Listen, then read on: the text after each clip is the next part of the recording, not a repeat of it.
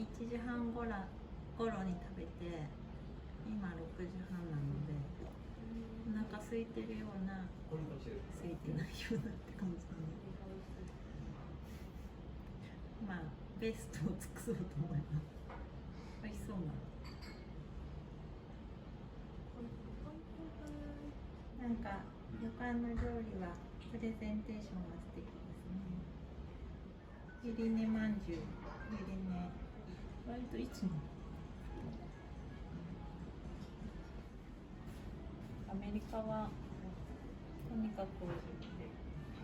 みんながめっちゃ信じられないくらいの量を食べるから、肥満の人がいっぱいいるのかな。なんか私とかさ、相当食事にそこそこ自分なりに気を使ってるけど、それでトントンぐらいの感じなんだけど、でもそれでなんか野放しにしたら全然ぽっちゃるよって思うんだけど、まあでも食事に気を使うことが楽しいからそれはそれでいいんだけど、私の場合は。でも食事に気を使うのが楽しくないっていう人がいっぱいいるだろうからね。野菜嫌いみたいな。っていうかやっぱり女の子で多いのは、甘いものをいっぱい食べる人多いなって思う、見てて。私は甘いものはあんま食べないけど、でもそんな子も酒飲むけど、子供の頃は結構うちは甘いものを制限されてる家だったかも。なんかその食事と一緒にジュースは頼んじゃダメとか、チュッチュっていう下側と上側にパキッて分かれる氷を半分しか絶対食べさせてもらえないとか、あとなんか全然関係ないけどテレビは1日30分とか、今となってはすごい良かったなと思うんだけど、あとはなんか全然食べ物からどんどん話が離れていくけど、中学の頃はアメリカにいた時に毎月1冊日本語の本を読んでお父さんに感想文を提出しなきゃいけないとか、その頃はなんか超なんだよそれみたいな苦痛って思ってたけど、なんかそのおかげで日本語をちゃんとキープできて通訳の仕事とかできるようになったから、いろんな決まり事は結構良かったのかなとは思うんだけど、未だに漢字はすごい苦手だね。漢字読めるけど読めないのもあるし、書くのはもう三単たるありさまだし、やっぱり日本で育った人とは全然違うよなって思うね。時々なんかずっと日本にいた人にその漢字の読み方違うよとか指摘されて、結構なんかうわーみたいになる時があるかな。ご愛嬌です。お腹いっぱい、腹11分目ぐらいです。ごちそうさまでした。でも美味しかった。どれもなんか山菜とか山のものをいろいろ食べた感じでした。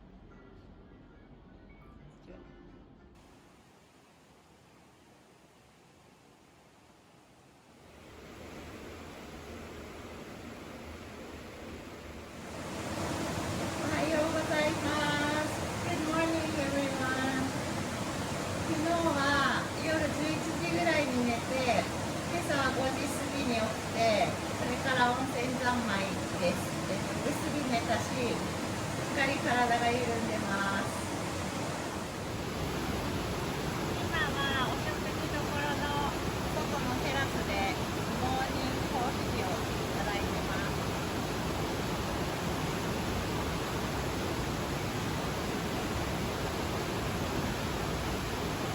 ずっと川の流れが聞こえてて、すごい爽やかです。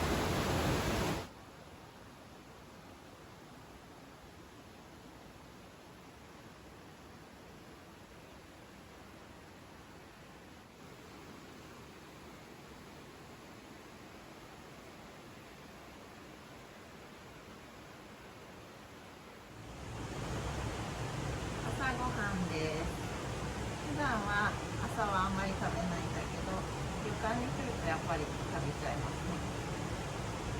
は温泉で炊いたお粥が名物なのでお粥にしました。いただきます。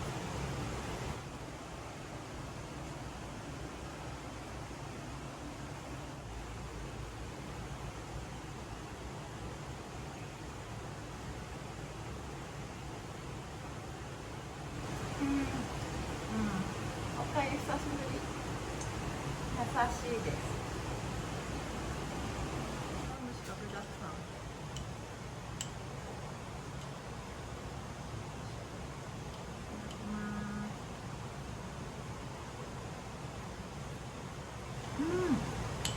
すごい。めっちゃキノコがいっぱい入ってる茶碗蒸し。茶碗蒸し好きだし、キノコ好きだから。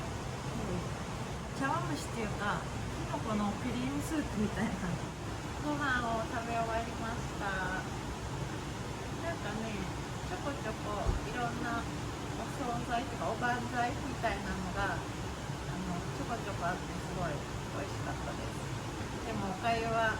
量が多かったので相当残しちゃったと思います。ごちそうさまです。朝ごはんが終わってもう一回お風呂に入ってでぼちぼち帰る感じかな。本当は今週山に行くはずだったんだけど天気がいまいちだったからそういう時は川沿いの温泉はすごいいいね。いろんな楽しみがあって本当に幸せです。温泉はお部屋に露天風呂がついてるところでそんなにものすごく金額がバカ高くないところをいつも探してるんだけど、まあ晴れた時はね海が一望できるとか景色が開けてるとかすごいいいけど、雨降ってる時はやっぱそういう川沿いのなんかちょっとしっとりした感じがいいなって思ってます。雨の時に森の温泉に来るとすごいミスト感があってなんか温泉美肌効果とミストの美肌効果と両方ある感じがしてる。山に行こうと思ってたけど、まあライチョウに会いに行こうと思ってたけど週間天気がもう全然絶望的だったから2、3日前に温泉空いてるかなって探して予約したんだけど、まあ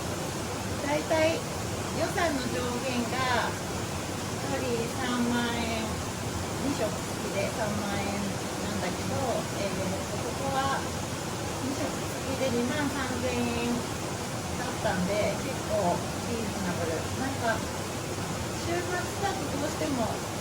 週末料金取られちゃうけど平日動けるからそこそこリーズナブルに泊まれることが多くてすごいラッキー。平日に動けるのもう一つのいいところはやっぱり全然旅館とか混んでないからなんかすごい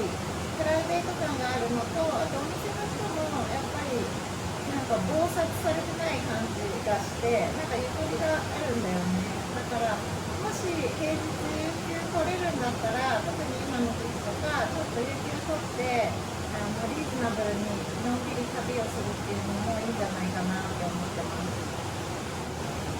よし、じゃあもうちょっとだけ温まって温泉で元気になってこのまま東京帰ってちょっと翻訳の仕事でもしようかなって思ってます。なんかやっぱり1泊2日でもすごいリフレッシュになるから来てよかったなって思ってます。ではまた。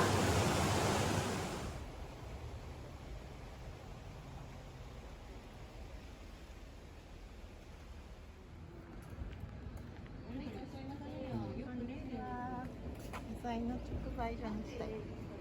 お、ペンギン枝豆だ。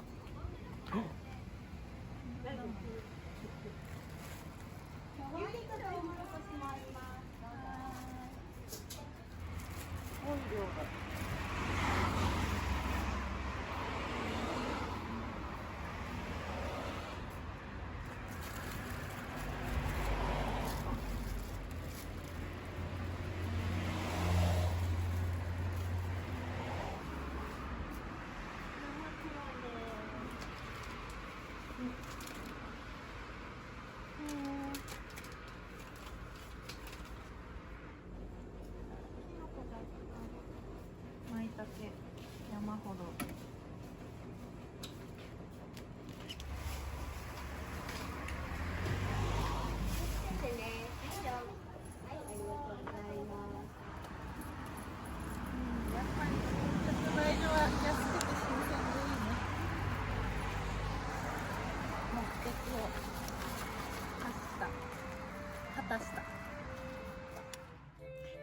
に帰ってきました。そして夕食は早速帰りの道の駅で買った野菜を使いました。まず枝豆を茹でたのと、それから舞茸を使ってきのこのパスタを作ったよ。めっちゃ美味しい。このきのこパスタは途中までこのままで食べて、最後に秘蔵のトリュフパウダーを足すかもね。ということで、旅の楽しみの一つは現地で買った野菜とかをその日に調理